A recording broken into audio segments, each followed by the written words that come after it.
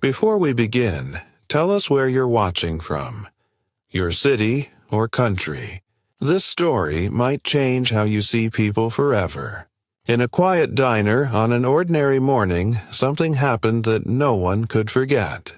It started with whispers, judgment, and a waitress whose scars told a story no one cared to ask about. But before the day ended, one stranger's question would silence a room and rewrite everything they thought they knew. Stay until the end, because this isn't just about scars. It's about respect, redemption, and the hidden heroes among us. The diner sat on the corner of a small town, where the coffee never ran out and the rumors never stopped. Old booths lined the walls, the smell of bacon and syrup hung in the air, and the same faces came in every morning. Behind the counter worked Maya Johnson, a quiet black waitress who started before sunrise. She moved with gentle precision, greeting everyone with warmth, even when few returned it. Her arms carried faint visible scars that trailed down like silver rivers. People noticed. They whispered. No one asked. And Maya never explained. Beneath her calm smile, she carried a story buried deeper than the coffee stains on her apron. One no one dared imagine. Maya's mornings followed the same rhythm. Pour, smile, serve, repeat. She kept the coffee hot, the tables clean, and her emotions sealed tight. But the regulars noticed her scars more than her service. Whispers traveled faster than orders. "She's probably been in trouble," one muttered. "Looks like she's hurt herself," another said. Teenagers snapped a photo and snickered. A customer once left a napkin with cruel words. "Try covering up next time." Maya read it, folded it, and threw it away without a word. She had learned that silence could protect better than anger. Her scars were not shame. They were survival. Still, every stare, every whisper chipped away at her peace. No one saw the strength it took just to keep smiling. That same morning, a new face entered the diner. Frank Reynolds, an older man with silver hair and steady eyes. He wore a worn jacket and moved with the stiffness of someone who'd lived through both battle and time. He took a seat in the corner, ordered black coffee, and quietly watched the room. When his gaze fell on Maya, he didn't look away in pity or disgust. Something in her bearing, her calm, her precision, stirred a memory deep inside him. Then he noticed the faint outline of a tattoo peeking from under her sleeve. His brow furrowed. He'd seen that mark before, long ago, in a place most people couldn't survive. But he said nothing. Yet, as Frank sipped his coffee, the laughter grew louder. A group of men at the counter made jokes under their breath. "You'd think the boss would make her cover those up," one said. Another scoffed. "Not exactly what I want to see with my pancakes." A woman left a note, folded neatly beside her plate. Another insult. Maya's hands paused for just a second, then moved again with grace. Unbothered on the surface, but hurting quietly inside. Frank watched, his jaw tightening. His eyes drifted again to that tattoo under her sleeve. A medic's insignia, faded but unmistakable. He remembered dust, fire, and a medic's voice shouting commands. His heart began to race. Could it be her? The same medic who once pulled his unit from the wreckage? The diner buzzed around him, unaware that the truth was seconds from breaking the silence. As Maya leaned across the counter to clear a plate, her sleeve shifted just enough for Frank to see the tattoo clearly. His fork froze halfway to his mouth. The air in his chest thinned as the world around him blurred. He stared. The small symbol of a caduceus and a string of numbers. 349th Medical Company. His mind raced back years. He was on the ground, smoke rising, men shouting for help.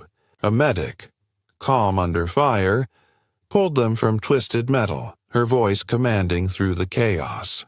That tattoo had been on her arm. Now it was here, in front of him, on the woman serving coffee. His hands trembled as he stood, heart pounding. He needed to know. He needed to ask. The truth waited just beyond a single question. Frank steadied himself and spoke softly, his voice carrying over the clatter of dishes. "Ma'am," he said, almost whispering, "were you with the 349th Medical Company?" The diner fell silent. Even the jukebox seemed to stop mid-song. Maya froze, her hand hovering above a coffee pot.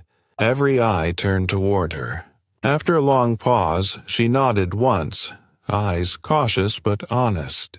Frank took off his hat, his breath uneven.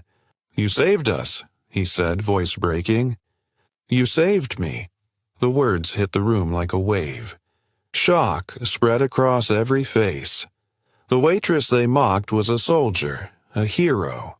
Somewhere near the window, coffee dripped into a cup. The only sound in a space filled with disbelief and quiet awe. Frank stepped forward slowly, pulling up his sleeve to reveal his own faded tattoo. The same unit mark. Time had blurred the lines, but the meaning remained clear. "You were there," he said softly. "Fob saber, the explosion." Maya nodded, eyes shimmering, voice steady. "I remember," she whispered. "We lost too many that day." Frank swallowed hard, emotion cracking through his composure. "But you didn't stop. You pulled us out, even when you were hurt." He lifted his hand in salute. The diner, once filled with laughter and judgment, now stood in reverent silence. The teens lowered their heads. The man who had mocked her earlier slipped out quietly. For the first time, Maya's scars weren't targets of ridicule. They were proof of courage, written in skin and sacrifice. For a long moment, no one spoke. The silence wasn't awkward, it was awakening. The teenagers who had laughed stared down at their untouched food, shame washing over them. The man who once scribbled insults on napkins quietly left, unable to meet anyone's eyes. The air felt heavier, filled with a strange mix of guilt and admiration. Frank looked around the room, his voice steady now. "These scars," he said, "aren't shame. They're sacrifice." His words echoed softly like a prayer.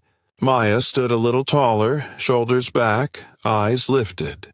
For the first time, people truly saw her. Not as damaged or different, but as someone who had carried others through fire and lived to serve again. The change wasn't loud. It was powerful, real, and lasting. In the days that followed, the diner felt transformed. Conversation softened. Greetings grew warmer. A framed photograph appeared near the counter.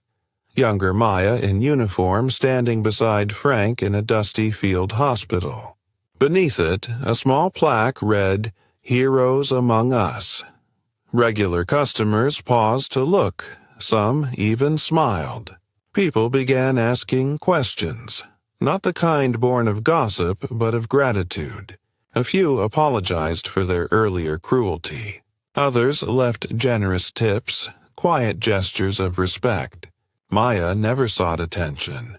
She simply worked, poured coffee, and thanked each customer the same way she always had. But something had changed. The stares that once carried judgment now held admiration. Her scars no longer defined her past. They honored her strength. Sometimes the deepest truths hide behind what we choose not to see. In that diner, people learned how quickly judgment can turn into regret. They had assumed her scars told a story of shame when, in truth, they told one of bravery. It's easy to look at someone and decide who they are without ever knowing what they've survived. Maya's silence had never been weakness. It was wisdom. Every scar, visible or not, carries a memory of endurance.